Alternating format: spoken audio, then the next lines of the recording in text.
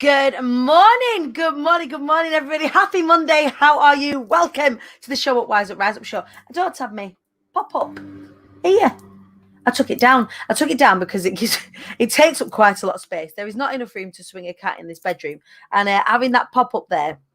Soon as I'm away, directly after this, I'm getting in the car and going to the airport to fly to Verona, Italy, in Verona, where we lay our scene.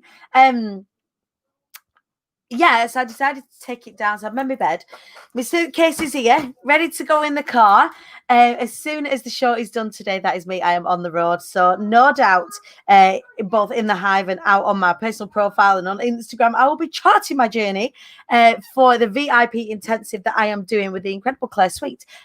We have got loads of fabulous stuff planned. Oh, I've got a feeling that I'm going to have kids coming in and out this morning because they know that I'm about to go. Say good morning.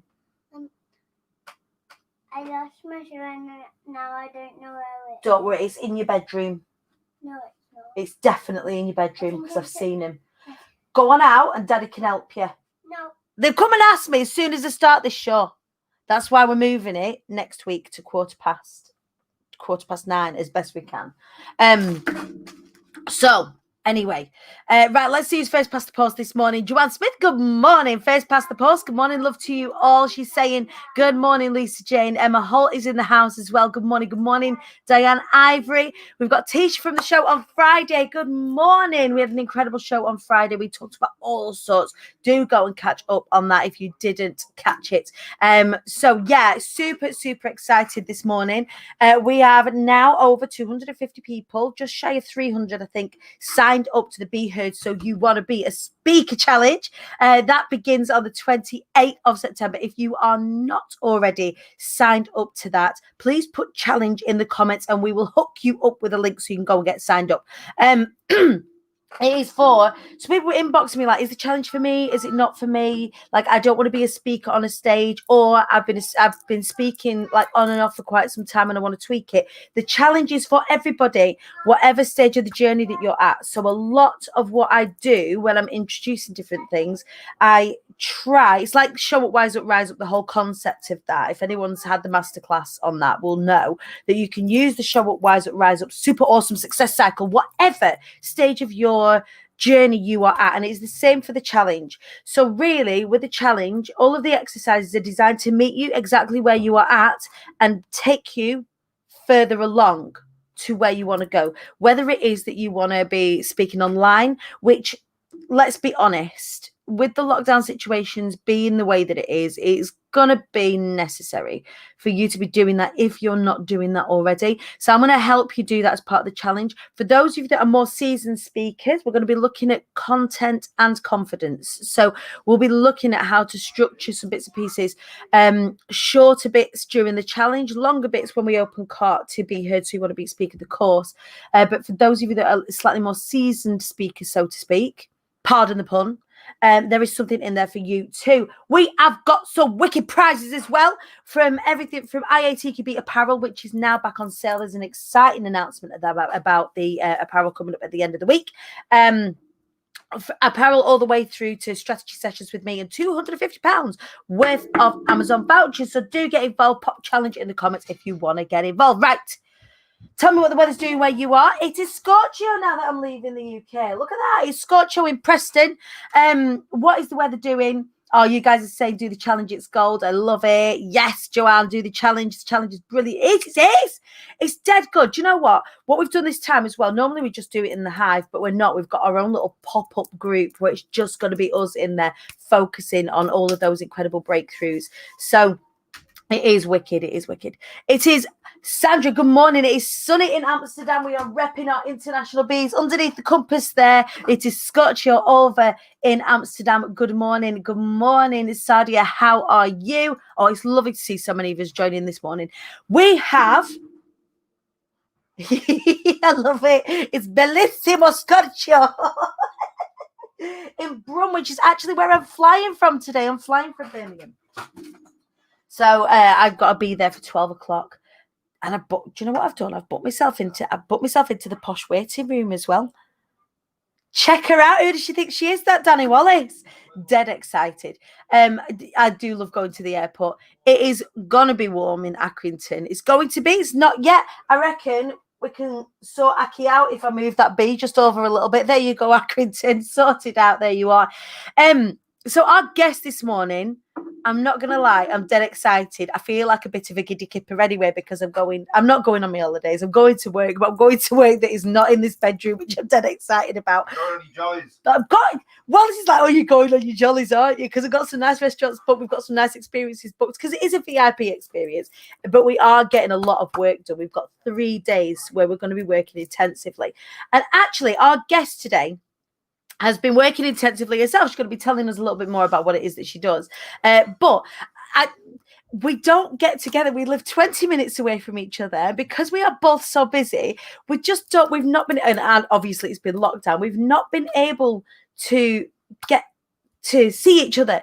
So this is the first time since last year, I think, that we've actually sat and had a chat. So you'll have to forgive us while we're both giddy kippers this morning. Whilst I welcome onto the show the incredible Dawni Beth Baxter, everybody. Good morning. Good morning. Oh, am I a bit blurry? You're a bit blurry. If you put your hand up and like this, and then it'll focus on your hand and then slowly bring your hand back, then it won't focus at all. It won't do the thing. Oh, it was fine before when we tried it. What's going on now? It gets excited because it can feel how giddy we are about sitting and having a chat and a natter to each other. I'm excited, but I'm proper blurry. What's going on here? I want to do this like a kaleidoscope and pop you in focus. I know it's weird. On Facebook, I've got my phone on the side as well, and on Facebook, it actually doesn't look too shabby, but it looks pretty bad here. So let me just try again. If I look at you down here. Look at us plagued with technical issues already. Any better? Not working. It's not working. Okay, I'll just Your keep. sound is absolutely bob on. Oh, well. I reckon it's going to write itself. It'll be fine. It'll be fine. It'll write itself. So, hello, love. Hello, my darling. You're coming to us from a hotel this morning. I am. I had an amazing day yesterday with a VIP client, and I'm in Bury. In Bury. I'm in Bury. In Bury. So it's nice where I am. What's brought you to Bury from Blackpool? I spent the whole day yesterday with the amazing Louise Westra, who is one of my dear friends and VIP peeps. We love a bit of Westra. Yeah, and we just got a lot done. We just spent an entire day intense getting sorted out. So it was absolutely magnificent. We had a great time. And yeah, my husband plays semi-professional pool, so he's down here for a tournament yesterday. So it just made sense for us to be down this way after a little romantic weekend that we had this weekend. Have you been up in the lake staying in a little fairy yurt? Is it a yurt? Is that even the right name for it? They called it a barbecue hut because it had a grill in the living room. But yeah, I guess it was a yurt. It was like a yurt with a barbecue. Do you know what? I'm down for glamping. I don't know about you, but I know you're staying in a hotel right now, but staying in hotels up and down the country and all over the world for so many years leave me feeling a little bit dry when I go to a hotel now.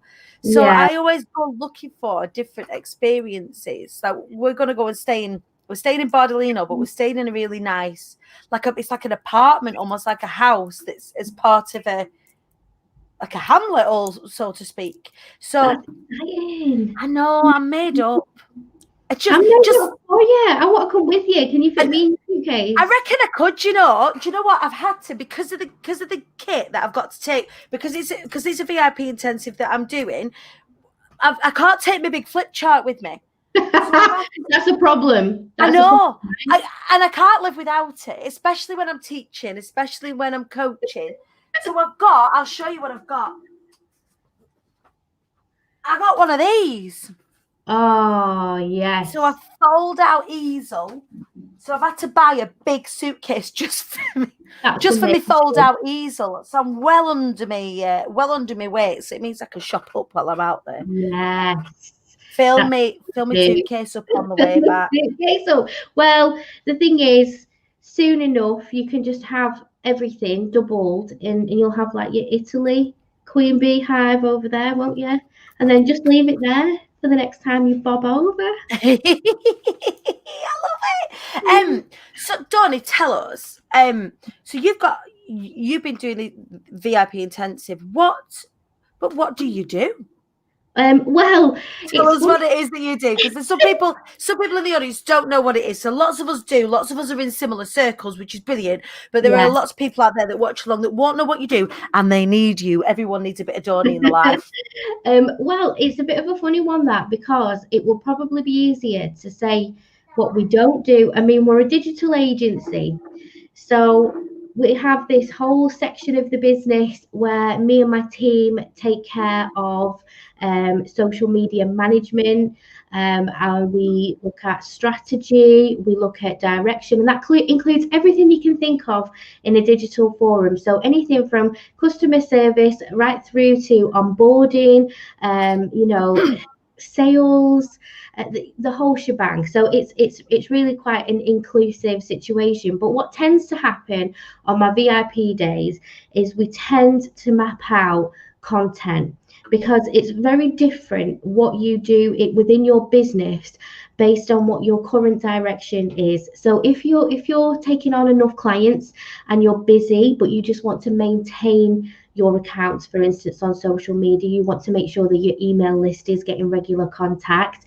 then obviously that will come with a certain level of strategy. But if you're in a growth area and you're actually trying to build your audience, or you're planning a launch, which is what a lot of us do, then you have to have a completely different strategy. You can't have that kind of bog standard just showing up for the sake of showing up. There has to be that strategy behind it. So a lot of the time when I do VIP intensive, that tends to be what we focus on. We'll build content that will serve whatever your kind of like main direction is right now. And that obviously crosses over into the agency when we do management, because you can't truly manage somebody else's account. I'm a big believer that actually for your brand directive, your narrative, and the way that you talk to your clients cannot be replicated by anybody else. It's got to come from you, hasn't it? It's got to come from here. At the very least, the bare bollocks of it has got to come from you. Otherwise, whose brand's being built by who? Well, exactly. So we kind of, that's when we turn into like a bit of a shapeshifter situation. We have to immerse ourselves into your brand, and that's why sometimes it can take a number of months for us to really get that hat that fits, to make sure that we are speaking your words, speaking your love letters to your ideal client. So yeah, I mean, it's one of those great areas of business that a lot of people unfortunately don't have a baseline understanding of. But we're telling people all the time, in business, you need to be visible, you need to be out there, you need to be, people need to know who you are. And yet behind that, there's actually quite a lot that goes into it. It's not as simple as just popping up a pretty picture and some funny captions. There is a bit more behind it. But I've got to say, it's one of those things that I just love. Like, for me, it's so enjoyable. It doesn't even feel like work. And this is one of the beautiful things, and I think this is why everybody that comes across you falls in love with you, because when you talk about what you do and when you do what you do, because seeing you in action is just as glorious as hearing you talk about you being in action. So seeing you do things like, I've just watched you do a community management project for somebody, because I've been in as a part of the community on the peripheral, but been watching you in action, and my jaw has just been, It's like you're omnipresent, even when you're not omnipresent, and you're like everything on the surface runs smoothly, but then I can see in the background all of the things that go on that you've got to do in order to make everything happen, so that those communities have those incredible experiences. And I just seeing you in action, is seeing how you bring all that together, is just as joyful for me as your friend, like as seeing you talk about it. You can tell. I guess it would probably be like in a similar way to people watching me teach people speaking. They could see that I get excited about it because I love it. Exactly. It's like the fire in our belly, right? It's like, yeah. So it comes so easy to us that I don't think you can ever fake that. Like you either feel that way about what you're doing or you don't. And it just naturally comes through. The community management side of things it's almost a bit of a dying art. People are starting to neglect the idea that people need to be well looked after. That old-fashioned customer service, that customer-facing customer service does translate into the digital era if you're willing to take the time to allow that transition to happen and to nurture people. You know, that's what it's about. And if the project that you're talking about, you know, it's so cared for, the people are so cared for. It is necessary that they have that support, and they do have that lift within it. And I love doing community management, depending on what your direction is, completely different. A challenge group versus a course group, or a long-standing running all the time group, totally different. Totally different way of managing it. Completely different skill sets, and they're the sort of things that you help teach. One of the, I think, again, one of the more exciting things, I guess, to have watched is that at the start, you like me and like a couple of other people that we know out in the online world, mobilized very, very quickly off of the back of lockdown. Very quickly, because we can see what's happening. Like for me, it was shit. People are going to. I was scared to sell my course at the top end of COVID, and then I realized actually they really need it, because people are going to need to speak online, and it turns out they absolutely needed it. For you, you created something really special at the beginning of lockdown, right? I did like a three-pronged approach. I've got to say, I am a person that lives with a certain level of low humming anxiety, which I think that when the world went into a global emergency, everybody else just caught up with what I'd been preparing for my entire life. Oh shit, she's right, look. You know, everyone else around me was losing their shit, and I was a bit like, well, I kind of, you know, I am here for this moment. It might not be a perfect one, but we'll bring out the zombie apocalypse, and that will do for now, you know. And so that was helpful from a personal point of view, to actually be able to maybe not initially myself freak out, which gave me a bit of grace. I mean, I don't think I've ever described my anxiety as a blessing before, but this time it really did help me, because I didn't freak out on the same level that I thought I possibly would do in this kind of situation. So the first thing I did was I had a look around at my initial clients, many of who are product-based bricks and mortar businesses. And I held a series of I called them crisis meetings, but now I think I probably should have named them something better than that. But we had crisis did the job. We just moved them on to online spaces. You know, it was like putting people on the boat. You know, just quick, come on, like, come on, we're getting you on that shop. Yeah, come on, we're going to get it online, and we just did that. And then I started to notice, and you know, Dani, with only being 20 minutes down the road, I actually live in one of the most deprived areas of the UK. So a situation like this, it's multidimensional in the way that it affects people. It's not just the threat of the virus. It's the threat of kids not being able to go to school. It's the threat of people not being able to afford to eat. We already struggle with homelessness, alcohol abuse, well, everything on the spectrum really, in Blackpool. So, and also there's that peak and trough as well as of seasonal work. So it's coming into a time, we were coming into a time because Blackpool's my second home anyway. Like I spent a lot of time cutting my teeth there. I still have, well, I say I still have when we're allowed to sing, still have little residencies that I keep hold of just to keep my feet on the ground, I guess.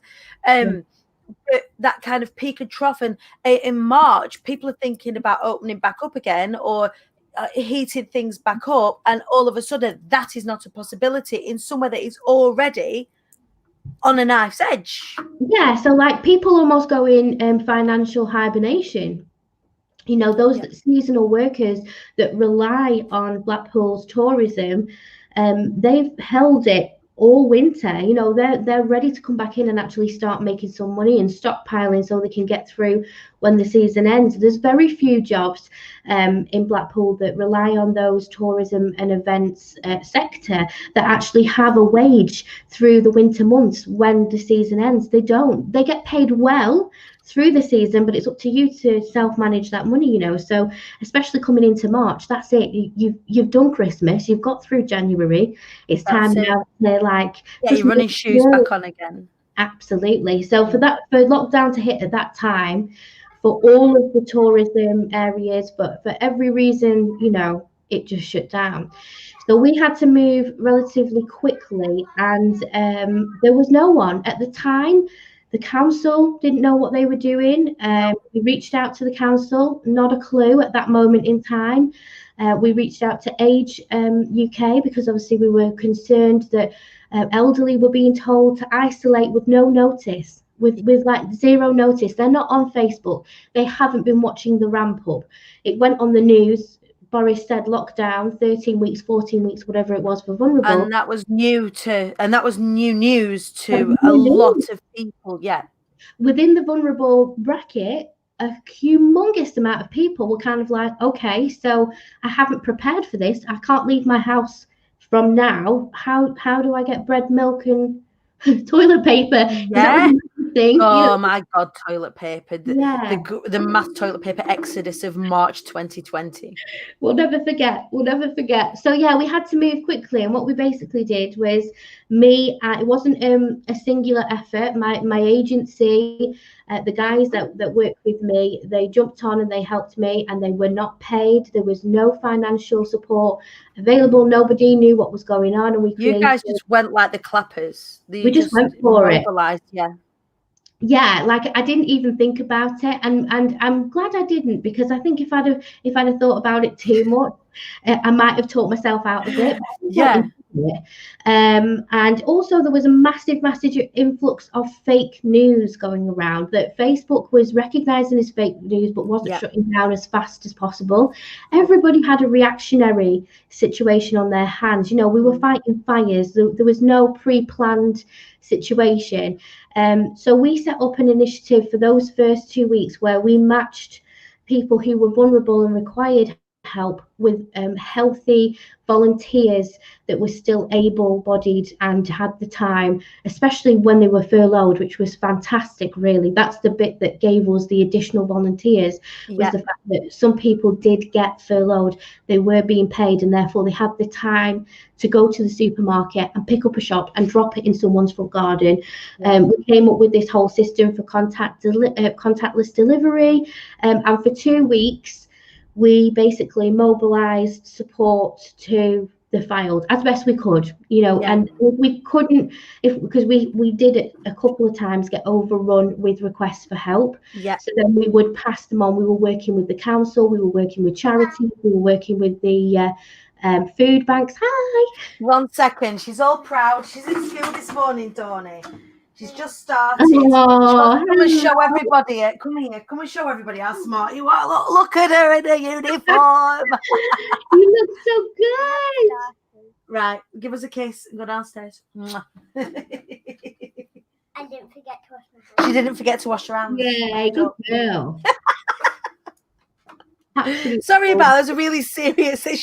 Then she has to come in and say, yeah, she can't help herself. No, it's more important. So yeah, basically we just we did it. It was a collective effort. There were a lot of charities in Blackpool that did the same, that sat up and took notice, and after about 2 weeks, the council had their briefing. They put themselves together. They had the Corona kindness situation, and they slowly but surely took over that side of things, kind of gradually. We had an email list of about 500 volunteers across the field, and we passed them over to the council, and the council kind of took it on. So it wasn't for the full lockdown. It was the very, very beginning. And then what we did was we just tried to keep people up to date in the group. You know, no fake news. So you created a group, didn't you? So you created a Facebook group, particularly for the area, although the surrounding area kind of started to join. It kind of grew beyond. Very fast. Yeah. We had people all the way around the northwest, really. It went mad. We got to 5,000 people in one day, and then before we knew it, we were at 25k. It wasn't small. Like when we look at particularly online entrepreneurship, when we look at what we do, what a lot of our circle does in terms of planning launches, creating groups, creating communities, and what this is like that, only like flipped up. This is like that on crack. It went crazy. But people needed it. People needed, like, if, like you say, you've sort of not waited but prepared and have all of this knowledge based on being able to manage that sort of situation in that space. That isn't something that everybody has, so that when someone's really leading the way at a time when they need it in that space, thank God for you, because that no one would have really thought to have set that thing up, which is why it was so popular. It was just, honestly, like I just watched you over the past 6 months, just absolutely flying like this. Oh God, like I've been like with pom poms in the background, going, oh Dawni, like doing all the mind blowing things.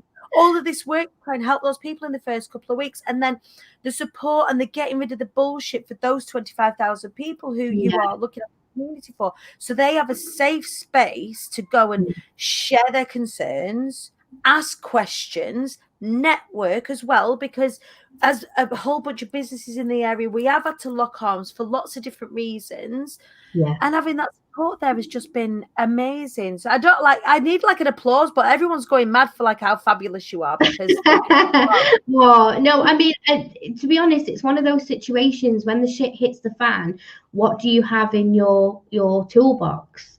Because this particular one stopped people from being face to face. It was within the digital forum. It was within my arena. You know, another situation I might not have been able to help, but this one I saw it and went, okay. Oh, that's my field then. I better step up. Yeah, I know what to do with this one, you know, so I'll go for it. Me, finally, I can help out, you know, because I'm not that type, you know. I'm definitely, if it had been something physical, I couldn't have been there. I'd been cheerleading from somewhere else. But behind the computer, I can handle that. So I sorted it out. But I think one of the things that really struck me about it was that there was a lot of people who lost loved ones that would use the group to announce that somebody had passed, and then they had this kind of beautiful community spirit, because people weren't allowed to hold those funerals. You know, they weren't allowed to have people, they couldn't put something in the paper and say come along, you know. So I know a number of really fantastic small businesses that do photography and videography were being the ones that would go, and they would live stream things, and connections were made in that group at people's like lowest moments. And I almost didn't recognize that at the time. I think sometimes when things are too upsetting, autopilot through everything, and then and then the first day we had an announcement that there hadn't been a passing away at Blackpool Vic. That's when it hit us. It was like, oh my God, this is big. We're fanning about on Facebook, you know, sending people toilet paper and making a joke out of, what do you need, Frank? Bread, cheese, milk, you want some more type of thing. And then actually what the gravity of what's really happening out there was quite stark. So I think it was quite an eye-opener again for the whole communities, because when you're in your when you're in your own little bubble, and we were in our own little bubble, and we were right at the very, very beginning of lockdown. My stepdad, who's got cancer, he got COVID. And then my sister and I both got it. Yeah, right at the very, very beginning. No. Yeah, but it was just like I had the flu and a cough. So like 2 weeks, a week. In fact, it was the week that I was doing my challenge week, and the week after was when I was really, really, really ill. Yeah. And I say really, really, really ill. That form of it though, and not the more severe one. Oh yeah, absolutely. Yeah. Thank God. Like, thank God. But we had it.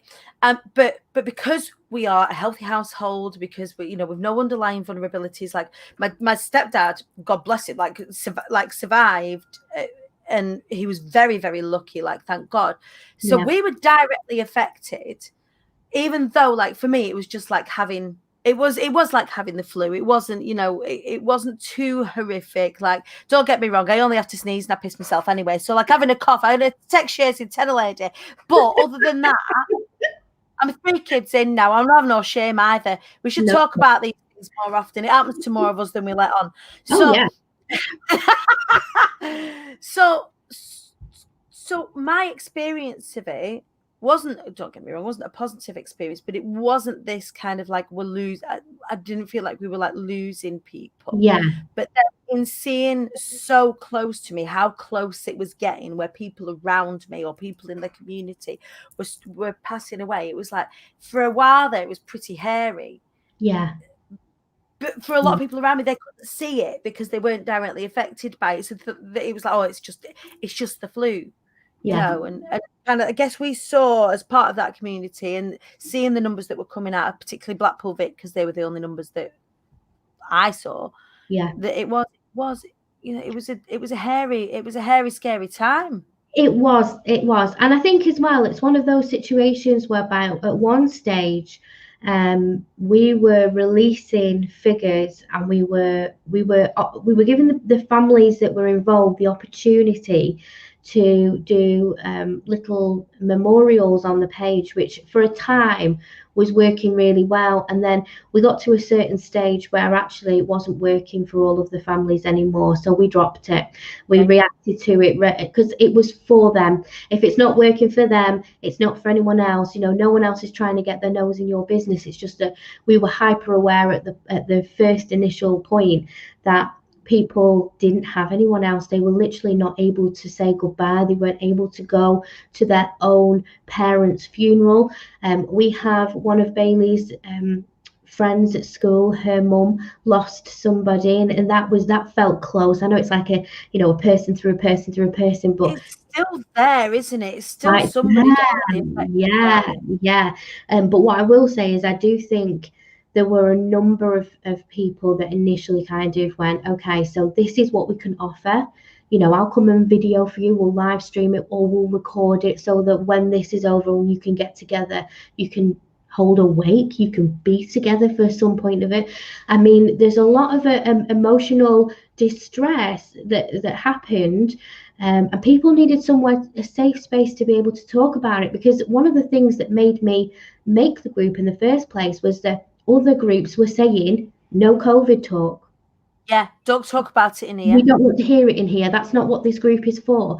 And I'm thinking, damn, where do people get to talk about it then? Because it was a pressure cooker. I mean, certainly those first 4 weeks, the week leading up to it and the 3 weeks after, it was like a pressure cooker. And then after kind of like the first month in, everyone kind of hit the stride and they were going out for the hour-a-day walks, or, sort of stuff kind of hit our stride, worked out where the money with the furlough schemes had started, and but there was this whole pressure cooker of a time where no one knew where was safe or what to do.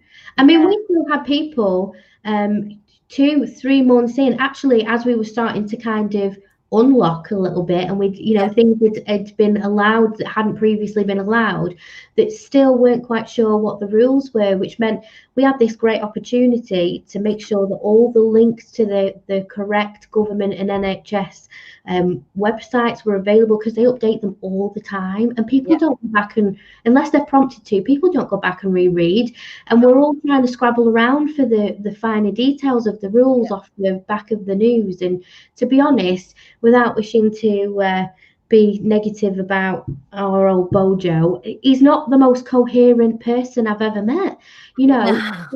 Do you know what I mean? And also, you know, it provided some like relief, because people were sharing a bit of comedy, people were sharing uplifting stories, you know, and we had nursing homes and families connect, sending each other letters. And I mean, we went through a lot of spray Dettol as a community, but you know, like hand sanitizers, whoever makes hand sanitizers now is just, they're absolutely rolling in it, aren't they? Yeah, absolutely. So it's just it kept people connected the best possible, quick reactive way. And obviously, as we come out of it, there'll be new and better ways, and as we're wearing face coverings and we're learning more about the virus, I assume, and I'm touching wood because I'm hopeful, that we'll continue to get better and better and better and better at being able to be in person again, despite, you know, our new little lockdown that starts again today. But yeah, at the time it was necessary. It was amazing. It was phenomenal to watch, and that's just one. Like for you all watching out there again that haven't come across Dawni before, that's just one example of the phenomenal work that she does, just creating that community and bringing people together in that way. And the way that you do that for businesses as well is just ace. I don't even know what I'm asking you this morning, Dawni. I just like want you to tell me all the things, and I want to tell you how much I love you. Okay, I'm here for that. How much I love you and how much I think you're amazing. Oh, thank you. I love you too.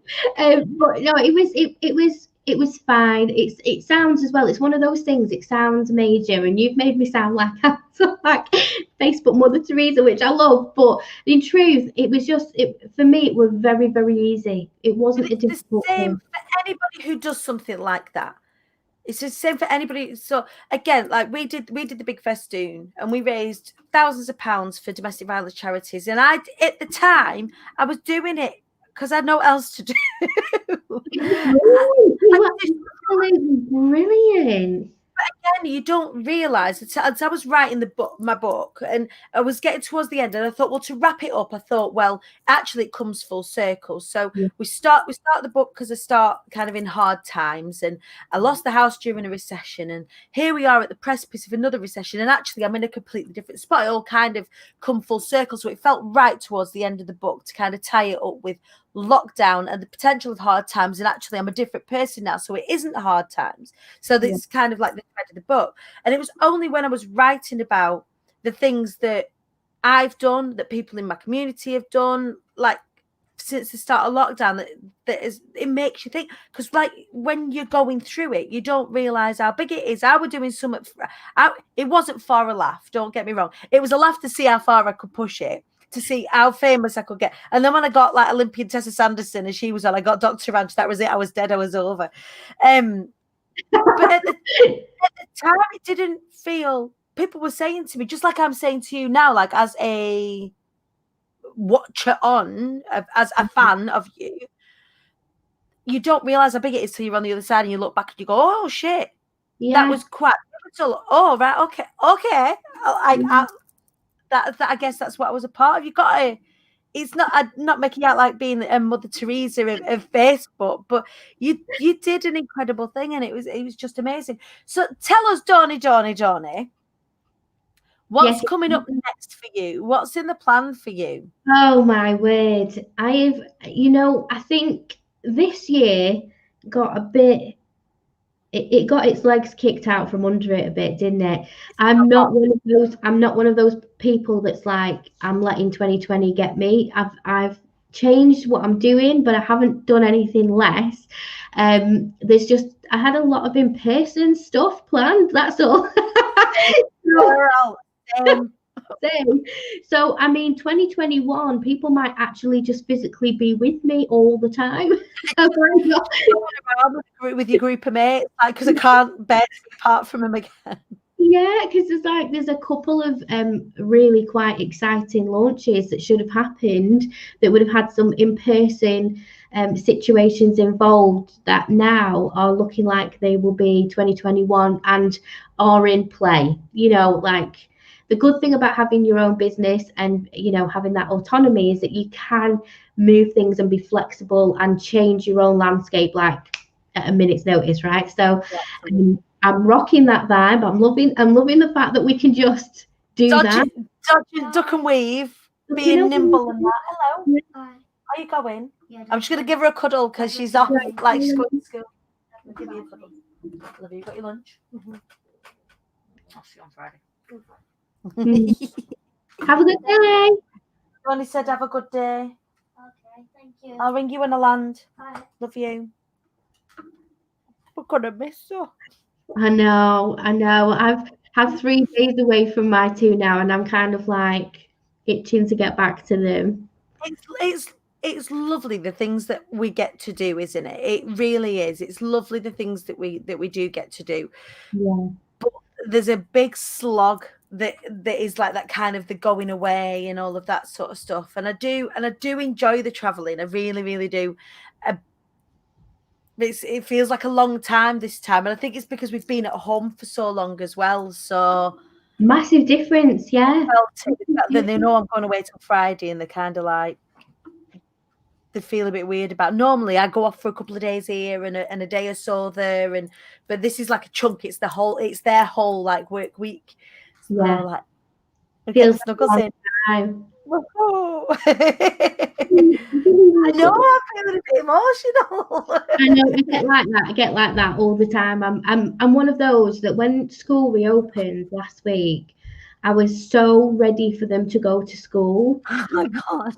And I was like, I have so much to do, and I need now to just like sit in a house where nobody else is there and have a cup of tea and collect my thoughts. And then literally the moment they were in, I was like, okay, I've lost a limb. What do I do now?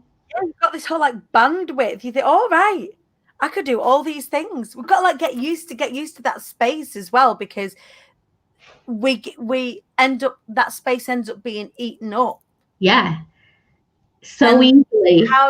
How do you make sure you capitalize on it and make the most of it, so you're not just like pissing that time or that bandwidth up a wall? I think I actually did. Like, I remember going back to my office and being like, because I'm really busy at the moment. I'm super grateful, but I am booked out quite regularly at the moment.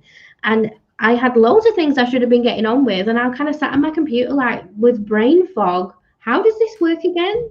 Like, I'm quite an efficient person on the normal day, but I really had to, and I'm still not quite sure I'm into the swing of things. But I'm being kind to myself. I'm lucky because I have a team. So my people are amazing. I've got a massive internal support network. So they whip me into shape on the days when I'm kind of like, what do I do now? They sort me out. Yeah, it's definitely something to get used to again. That separation anxiety that everyone was kind of concerned about with the kids, I feel like that we definitely, as the parents, the grown-ups got it. Yeah. Like, yeah. I speak to so many of you out there that are parents. Apologies to those of you that aren't, and this isn't like relevant to you guys, but that's that strangeness. Even Ivy going back. So Ivy's going to school now, so she's on doing mornings this week. But that whole her not being here all the time is like weird. I mean, I'm excited to get back to normality, whatever normality looks like for people like us. No, it never looks normal, does it? No. So next is an exciting bit, isn't it? Coming up next month is a super exciting bit. You're working on a big project. Yeah. So the digital side, the graphic design side of my agency, we work as a bonus on a massive course that comes out next month. So we will be very busy and extremely excited. We get a bit excited. We can't help talk about it. Are we allowed to tell everybody what it is? Yeah, I think so. I don't think we're not allowed. I think we should be talking about it. Like, I'm here.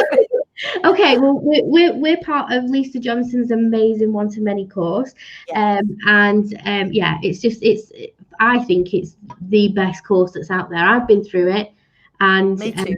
you've been through it, and yeah, it's life-changing, and we work within it, and it's for us project-wise, it's probably the most exciting design project that we've ever really been involved in. We've worked with corporations before. We've done big jobs. We do everything from branding through to the smaller jobs like startup logo designs. We do workbooks, everything you can think of from a graphic design point of view.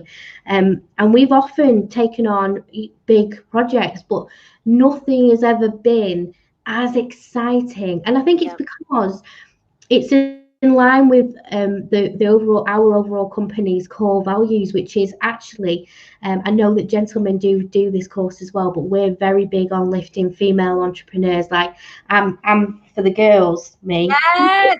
Love a bit of politics in the morning. So yeah, I want to call it the pink pound, but I'm not allowed to because it's been taken by the gays. Taken by the gays. Sexy stuff first, but yeah. It's always the case. It's always the case. I know. I mean, it's wonderful, but I would have loved to have called it the pink pound. You can't call it that. It's already trademarked. It's gone. But yeah, like I've got a major internal beef about making sure that women get their day, get their absolutely. Yeah, and have that strength back as well. And one of the beautiful things about working with Lisa, and I've worked with Lisa now just for shy of 12 months, and I've had you guys have seen like my journey in terms of what my offerings look like, how my courses look, how everything's all set up is a blueprint. It's taken from a blueprint that Lisa teaches. Yeah, absolutely. And I'm partnering with her after I've done my launch to share one to many. You're in it. I'm sharing it, and I'm not I'm not employed by Lisa as part of her like all the time team. But if you cut me in half, it'll say Lisa Johnson. That's I love it, and yes, so it's a big part of what we do. And same the course and her as a woman changed my life. Absolutely, and she does for so.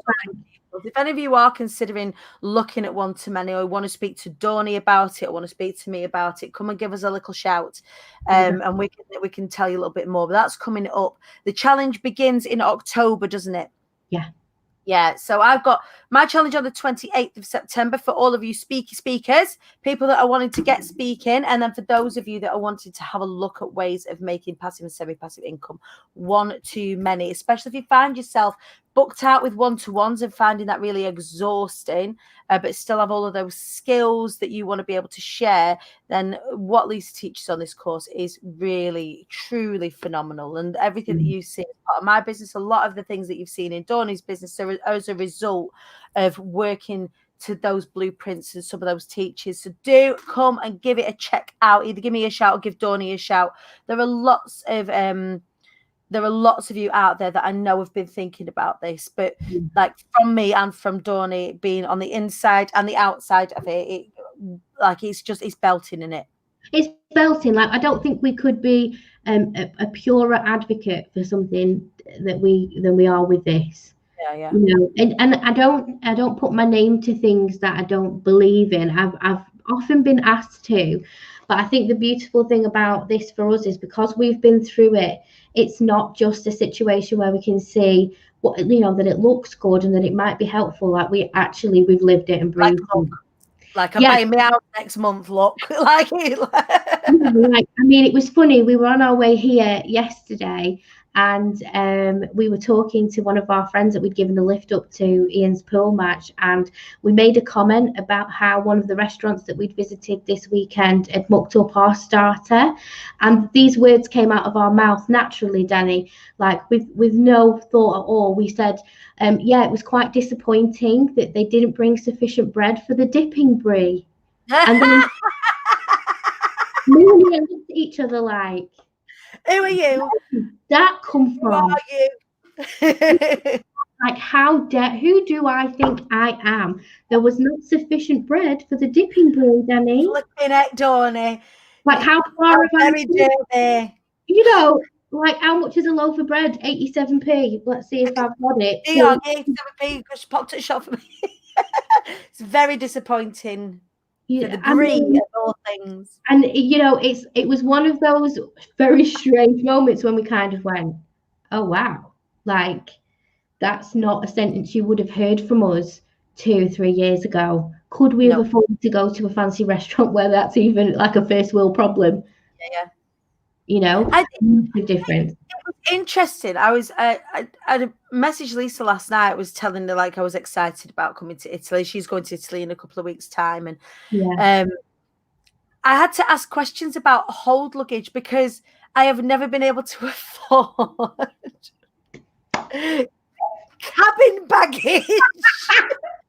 Yeah, I can't shove everything in my handbag and a cabin bag and hope to God that it'll fit in a little box. Yeah, we're the ones turning up with the massive beach bags. No, it's handbag. It's just right. A couple of pairs of knickers in my swimming closet. There's often all I'm taking somewhere because that's all I can take with me. But like this time, I've got to check. I said to the message last night. I went. I just thought I've never on my own because me and the kids haven't been away abroad except once on our honeymoon. Yeah. We had to have a collective family honeymoon. That was 4 years ago, and that's the only time I've taken them all away, like on an aeroplane. The rest of the time I travel solo, and I'm traveling with my handbag. I've never had to check a bag in before. I know. What do I do? What are we doing here? Then is it because look at me showing off about my cabin bag? Look, checking my bag. These are not big things, you lot, but they make a big difference when you've had no. No, they do, and I think as well, it's almost like sometimes these markers sneak up on you, right? Like, so that has been a very, very gentle transition for me. Things have just increasingly got better over like the last 3 years, and I'm very grateful. I think I've always been aware of how good things have got, but then you get to something like that and you go, oh, wait up, like. I shall check in my suitcase on priority, please. Yeah, and you know, you're going in the fancy VIP waiting lounge. I know it's £29 for the Aspire Lounge, but don't tell anyone it's nice VIP. Hey, who cares? This is how the other half live now, you lot. Late check-in on this room, you know. I don't want to brag, but we've got late checkout. Oh, you know what? There's not like being new money, my God. It's just you too can achieve these incredible perks in life. Well, if we can, anyone can, I reckon. I mean, there's a lot of graft behind it, and there's a lot of love behind it, because what both you and I do is it hasn't come across, you know, we're not some like magic bean sellers, are we? We genuinely, we want to help other people. We somehow we were born with these skills. I mean, we looked out, really. We were born with these skills that can help people, and we've just managed to help them and help us and our families. And it's, I mean, I think that in itself is beautiful. And every single day I wake up, I'm so blooming grateful. You know what I'm grateful for? I'm grateful for the RC managers that didn't see my potential. Oh, mate, I'm grateful for the emotions I never got. I'm grateful for working those 80-hour weeks in somebody else's business and loving it, but not really getting like the recognition or what I needed out of it, so that one day I woke up and looked for, you know, something that was more fulfilling. And it's it's strange. Sometimes you can be in a real funky place. You just don't realize that, actually, not to get woo, but like maybe you're in that funky place for a reason. Maybe, you know, and every time I level up, I have a bit of a funky month. I had a funky month in January. Yeah. Yeah. And then February came, and just smashed the tits in of February, and I was like, oh, that must have been what we're all about. Yeah. Exactly that. And also, like, if we were to talk about success, oh my god, we could talk all day, couldn't we, Donnie? But like, if we were to talk about success, I always do my worst procrastination, my worst self-sabotage, my worst like up here moments just as things are about to get really good. So if I look at the time I felt it last was just as I was beginning to write my book, because I saw when I was writing it the potential that it was going to have, how many people it was going to help. And then directly after that, I was going to do a launch, and that's going to help lots of people. And we're going to launch the charity, and that's going to help lots of people. And my heart's saying, stop, hang on, you need a nap. Go and have a bubble. Buy a bottle of wine and have a bottle of wine, or do it after you've done the housework. And I never do the housework, Dawni. So, but all of my procrastination, and it's because my subconscious doesn't understand that the success that is on the other side of all this hard work is safe. Like, it doesn't know it to be safe. So I get all of these wobbles, but then actually when I allow myself to lean in, that's when the magic happens, when I start to call it out. Yeah, I have to look at something, and if it makes me tummy go, I have to say yes to it. That's my rule. But I get that feeling. My whole team, when I start to get my whole team know that I'm about to do something ridiculous. Absolutely. What now, Dani? I'm like, yeah, because it is scary. You do have to lean in, and I don't know about like your situation, but I come from a long line of poor people. It's generational, yeah. It's generational. So, like, you go back even a couple of generations. My great grandma was a servant girl that got knocked up by the lord of the manor and then lost a job because she was knocked up. And we've been the floor scrubbers. We've been the potato pickers. We've never ever really been successful. I mean, there's different levels of success, but whatever we look at it, even like there's turns out, as part of my research, there's 8 different types of success, but all of them are, whether it's connection to yourself, time, money, whatever. They've never had any of them. None of it. None of them. There was no connection to self. There was no doing something that they were passionate about. There certainly wasn't any wealth or like a nice lifestyle that came with that. It was you do what you need to do in the dirt, day in, day out. And you survive. Hard work, and it's hard won, and you get by. Yeah. And I think that's why when people, that's why I like to share my story. That's why it's important that as many people that I work with, and like you, for example, do share those stories, because it doesn't have to be the way that you are conditioned to believe it is.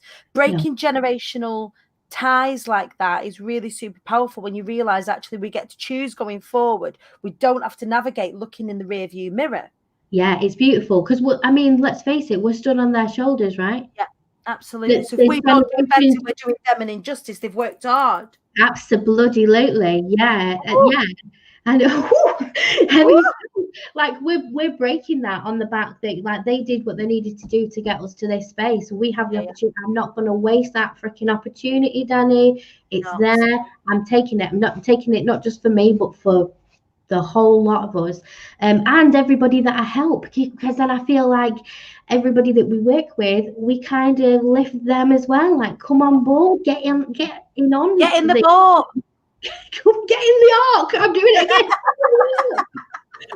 You know what I mean? Like, it's massive. But what is really funny is the conversations I have with my mum in particular about my business. She honestly doesn't get it. I was going to say, does your mum understand? My mum does not understand what I do. No, she doesn't get it. Like, money is hard graft, 2 or 3 jobs per person, 80 odd weeks. Like, what do you mean you're having quality time with your kids and your husband? Like, how does that work?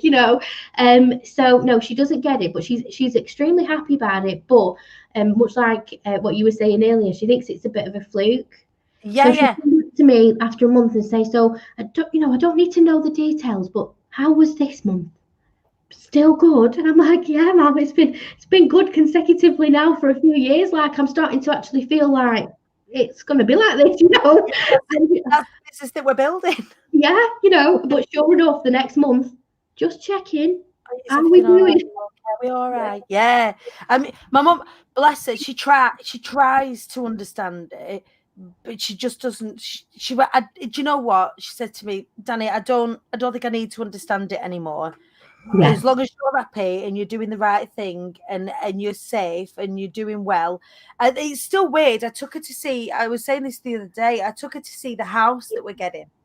I'm so excited for you. My forever home. I took her to see the show home of where it is that we're buying. And she kind of sat in it. She was frightened to kind of sit in it. Yeah, like Sit around. She was like, brilliant. Are you sure? Are you sure, Daniela? Of course, my Sunday name. She calls me Daniela. Are you sure? I'm like, Mum, I'm sure. I felt a bit weird showing her because it was like, it's not, don't get me wrong, it ain't a mansion. I'm not going. No, but it's a bloody nice house that you deserve and you've worked hard for. But it does feel like a big thing, you know, like, and especially there's a whole generation of people who are around our age group as well that still aren't in a situation where they can buy a house. Yeah, that's it. That's it. It's crazy and crackers, isn't it? It's crackers, but here we are, Dawni. We've run out of time and I'm absolutely devastated. There's loads of things that we could talk about. You've got a really busy day ahead of you as well. And I've got a plane to catch. You've got to jet yourself off to Prosecco Land, you. It's hard work. I know it's hard work. Bag. I get tanned in my bag and say, here, take me stuff. I'll see you on flip side. It's priority, so it'll come out first on carousel as well. She's living the life. Love it. Thank you so much for joining us this morning. You are amazing and we love you. Please come back on the show in like soon. Can you make sure, please, if you put your links to how we get hold of you, how we hang out with you on this? Sure. And so, because I know that everyone needs some Dawni Baxter in their life. Everyone needs a Dawni in their pocket. They do, absolutely. You're an absolute doll. Have an incredible day today. Thank you. Safe travels. That was Dawni Baxter, everybody from Beyond the Dawn. Please do go and check her out on the socials. She's over on Instagram as well as on Facebook. Everybody does need a Dawni in the pocket. She is absolutely wonderful. If you do want to get amongst the Be Heard, so you want to be a speaker challenge, pop challenge in the comments. We will hook you up with a link. Anybody who wants to come and talk to me about One to Many, please do. I will be partnering with Lisa after I have done my launch. Well, I'm partnering with Lisa already, but if anybody wants to know more about it, please do come and give me a shout and I can talk you through what it's all about. So One to Many is the course that Lisa Johnson runs, where she teaches you the blueprint for passive and semi-passive income, how to make that happen for you and your expertise. It's the thing that's kept me safe throughout the whole of lockdown, especially as my singing business was completely kicked out from underneath me. So if anyone wants to come and have a chat to me about that, please do. In the meantime, you guys are incredible. You are amazing. I will see you tomorrow at 8 o'clock with, shall I tell you who we've got tomorrow? Let me tell you. She says, I've pulled up the wrong thing. Hang on. Wait there. Don't go anywhere. Hang on. I'm going to tell you who's on tomorrow. I look at my calendar instead of the drive. We've got Paula Cornell tomorrow. We're going to be talking about bees, y'all. Super excited about that. That will be it will be 8 o'clock. Your time, it'll be 9 o'clock where I am in the world. I will see you tomorrow, you guys, from Fair Verona. Ciao, Bellas. Tra.